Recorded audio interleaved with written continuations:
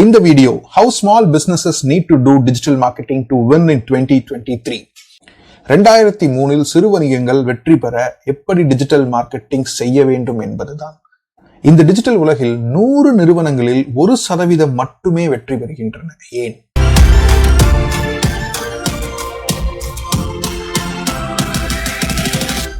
எனது வீடியோக்களை குறித்த அறிவிப்பை பெற சப்ஸ்கிரைப் பட்டன் மற்றும் பெல் ஐகானை கிளிக் செய்யவும். எனது வீடியோக்களை லைக் செய்து மார்க்கெட்டிங் மூலம் உங்கள் வணிகம் வளர்ச்சி பெற உங்களுக்கு என்னென்ன கேள்விகள் இருந்தாலும் கமெண்டில் கொடுக்கவும். நான் கண்டிப்பாக உங்களுக்கு சேவை செய்ய காத்துக் கொண்டிருக்கிறேன்.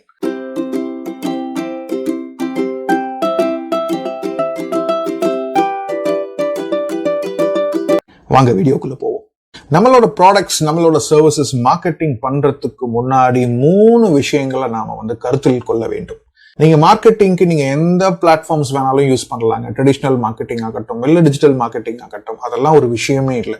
என்னென்ன 3 விஷயங்களை நீங்கள் கருத்தில் கொள்ள வேண்டும் அப்படிங்கிறத நம்ம பார்ப்போம். முதல் விஷயம், கன்சியூமர் பிஹேவியர். நம்மளோட கஸ்டமர்ஸ் நம்ம கிட்ட இருந்து என்ன எதிர்பார்க்கறாங்க அப்படிங்கிற ஒரு விஷயம் தெரியல அப்படின்னா நம்ம நீண்ட காலத்திற்கு நம்மளோட பிசினஸை தக்க வைத்து வளர்ப்பது மிகவும் மிகவும் கடினம். நம்மளாம் 4வது இண்டஸ்ட்ரியல் ரெவல்யூஷன்ல இருக்கோம், கம்ப்ளீட் டிஜிட்டல் ரெவல்யூஷன். உங்களோட கஸ்டமர்ஸ் பாயிண்ட் ஆஃப் வியூல இருந்து திங்க் பண்ணுங்க, உங்களோட பிசினஸ் பாயிண்ட் ஆஃப் வியூல இருந்து திங்க் பண்ணாதீங்க. உங்களோட வாடிக்கையாளர் யார், அவங்களோட சவால்கள் என்ன, அவங்க சேலஞ்சஸ் என்ன, நம்மளோட ப்ராடக்ட்ஸ், நம்மளோட சர்வீசஸ் அவங்களோட சேலஞ்சஸ்க்கு எப்படி சால்வ் பண்ணி கொடுக்கும், இப்படித்தான் நாம சிந்திக்க வேண்டும். 2வது விஷயம், டிஜிட்டல் பிரசன்ஸ். நாம தினசரி என்ன செய்யறோம், நம்மளுக்கு அப்டேட்ஸ் எல்லாம் எதுல வருது, தினமும் காலையில எந்திரிக்கிறப்ப என்ன விஷயத்த கையில பாக்குறோம், அதே மாதிரி தூங்கும் போது என்ன விஷயத்த கையில பாக்குறோம், இதெல்லாம் நம்ம எவ்வளவு நேரம் டைம் ஸ்பெண்ட் பண்றோம். சின்ன ரிசர்ச்ல கூட சொல்றாங்க, இந்தியன்ஸ் 3 to 3.5 hours, கிட்டத்தட்ட 3.5 மணி நேரம் சோசியல் மீடியால தான் இருக்காங்க அப்படின்னு. இப்போ நம்மளோட பிசினஸ் அந்த சோசியல் மீடியால பிரசன்ஸ்ல இருக்கா, கொஞ்சம் யோசிச்சு பாருங்க. 3வது விஷயம், மார்க்கெட்டிங் பண்றதுக்கு நம்ம எத்தனை செலவு செய்ய வேண்டும். 15 வருஷத்துக்கு முன்னாடி எல்லாம் பாத்தீங்கன்னா நம்மள மாதிரி small and medium business people மேல எல்லாத்தினாலையும் மீடியாக்குள்ள போக முடியாதுங்க, பயங்கர காஸ்ட்லி. ஏன் இப்பவும் ரொம்ப காஸ்ட்லி தான். இப்போ எல்லா மீடியாஸும் நம்ம கையில இருக்கு, ஆனா நாம அதை கரெக்டா யூஸ் பண்றோமா, கொஞ்சம் யோசிச்சு பாருங்க. ஒண்ணு மட்டும் மறந்துடாதீங்க, விளம்பரம் அப்படிங்கிறது வெறும் குறுகிய காலத்திற்கு மட்டும்தான். அட்வர்டைஸ்மெண்ட் அப்படிங்கிறது only for the short term. ஆனா மார்க்கெட்டிங், சந்தைப்படுத்தல் அப்படிங்கிறது நீண்ட காலத்துக்கு உங்களுக்கு உதவும். அட்வர்டைஸ்மெண்ட்டுக்கு மட்டும்தாங்க காசு வேணும், மார்க்கெட்டிங்க்கு காசு வேண்டியதில்லை. நாம இப்ப 3 விஷயம் நம்ம என்னென்ன கன்சிடர் பண்ணணும், எதை கருத்தில் கொள்ள வேண்டும் அப்படிங்கறத பார்த்தோம். இப்ப 3 முக்கியமான சவால்களை நாம் என்னென்ன சந்திச்சுட்டு இருக்கோம் அப்படிங்கறத நாம பார்ப்போம். நம்ம ஒரே மாதிரி ப்ராடக்டையோ இல்ல ஒரே மாதிரியோ சர்வீஸை வச்சுட்டு நீண்ட காலத்திற்கு அதே மாதிரி லாபத்தை சம்பாதிக்க முடியாத சூழ்நிலையில் இருக்கிறோம், கரெக்டுங்களா? இப்ப எல்லாம் போட்டிகள் அதிகமாயிருச்சுங்க. அந்த போட்டிகள்னால நிறைய பிராண்ட்ஸ் உள்ள வந்துருச்சு. மக்களுக்கு எந்த பிராண்டை தேர்வு செய்யறதுங்கிறது குழப்பம். அதையெல்லாம் விட 3வது டெக்னாலஜி, தொழில்நுட்பம் ரொம்பவே பிசினஸ்குள்ள ஊடுருவி இருக்கு இல்லைங்களா? அப்ப நம்ம என்ன செய்ய வேண்டும்? ஒரு சின்ன மாற்றம், நம்மளுக்குள்ள அந்த ஒரு மாற்றத்தை உருவாக்கி நம்ம கஸ்டமர்ஸ்க்கு என்ன தேவை, அவங்களோட எண்ணங்கள் என்ன, அவங்களோட செயல்பாடுகள் என்ன, அவங்களோட தொழில்நுட்பத்துல என்ன அப்படிங்கிறத பார்த்து ஒரு சின்ன ஒரு சேஞ்சோட உள்ள போனாவே நம்ம கண்டிப்பா ஜெயிக்க முடியும். அதுதான் அந்த மார்க்கெட்டிங் அப்ரோச். சோ 3 விஷயம் நம்ம என்னென்ன பார்த்தோம், அதே மாதிரி 3 முக்கியமான சவால்கள் என்னென்ன பார்த்தோம் அப்படிங்கறத நம்ம பார்த்தோம் இல்லைங்களா? இப்போ ஒரு 3 உதாரணத்தை நான் சொல்றேன். முதல் உதாரணம், பெப்சி வெர்சஸ் கோகோ கோலா. இவங்க 2 பேருமே பெவரேஜஸ் இண்டஸ்ட்ரியில பெரிய ஜாம்பவான்கள் இல்லைங்களா? இதுல எப்படி ரெட்புல் உள்ள வந்து ஜெயிச்சாங்க, கொஞ்சம் யோசிச்சு பாருங்க. அதே மாதிரி 2வது உதாரணம், பீட்சா ஹட், பீட்சா கார்னர். இந்த இண்டஸ்ட்ரி, இந்த பீட்சா இண்டஸ்ட்ரியில எப்படி டாமினோஸ் பீட்சா உள்ள வந்து ஜெயிச்சாங்க, இதுவும் யோசிச்சு பார்க்கணும். இதெல்லாம் விடுங்க. 3வது விஷயம், நாமெல்லாம் ஒரு காலத்துல வாக்மேன் யூஸ் பண்ணிட்டு இருந்தோம், ஞாபகம் இருக்குங்களா?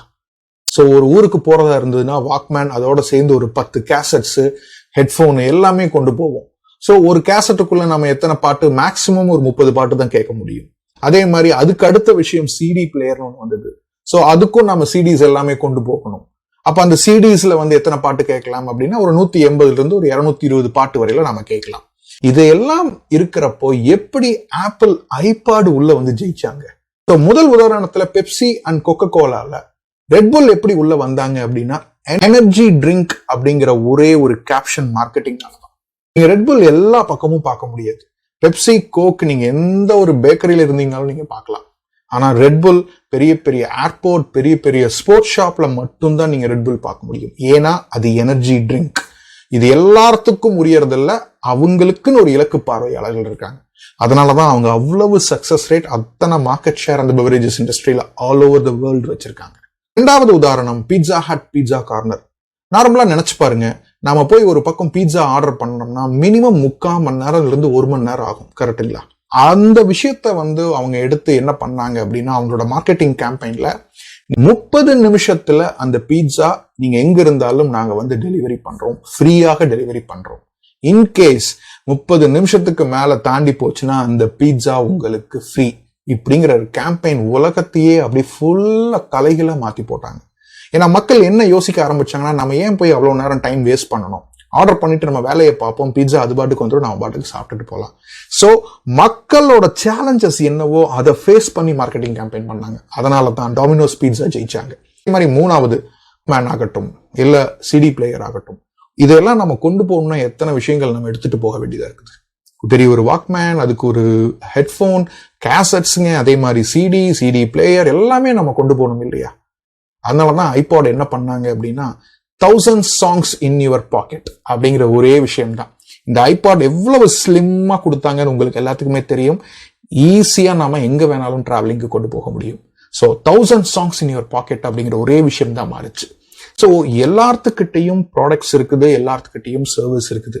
ஸோ அதை கொஞ்சம் நம்ம வித்தியாசமா யோசிச்சு அந்த அப்ரோச்சை மட்டும் மாத்தினாவே கண்டிப்பா நம்மளால ஜெயிக்க முடியும். உங்கள் இலக்கு பார்வையாளர்களுக்கு என்ன தேவையோ அதுக்கு தகுந்த மாதிரி நம்மளோட சந்தைப்படுத்தல் அணுகுமுறையை மாற்ற வேண்டும். இந்த வீடியோ பிடிச்சிருந்ததுன்னா லைக் பண்ணுங்க, சப்ஸ்கிரைப் பண்ணுங்க, மறக்காம ஷேர் பண்ணுங்க, அதே மாதிரி கமெண்ட் பண்ணுங்க. ரொம்ப ரொம்ப ரொம்ப முக்கியம்.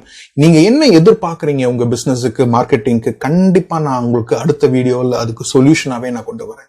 நீங்க எந்த பிசினஸ்ல இருந்தீங்கனாலும் சரி, கண்டிப்பா அதை மென்ஷன் பண்ணுங்க. கண்டிப்பா அது விடையோடு நான் உங்களுக்கு வருகிறேன். என்னுடைய நோக்கம், தமிழ்நாட்டில் உள்ள அனைத்து சிறு வணிக உரிமையாளர்கள் பணத்தை செலவழிக்காமல் தனது நேரத்தை மட்டும் முதலீடு செய்வதன் மூலம் டிஜிட்டல் முறையில் உங்களின் வெற்றி பாதைக்கு அழைத்து செல்வதே எனது நோக்கம். உங்களிடமிருந்து விடைபெறுவது உங்கள் லோகேஷ் மனோகரன். நன்றி.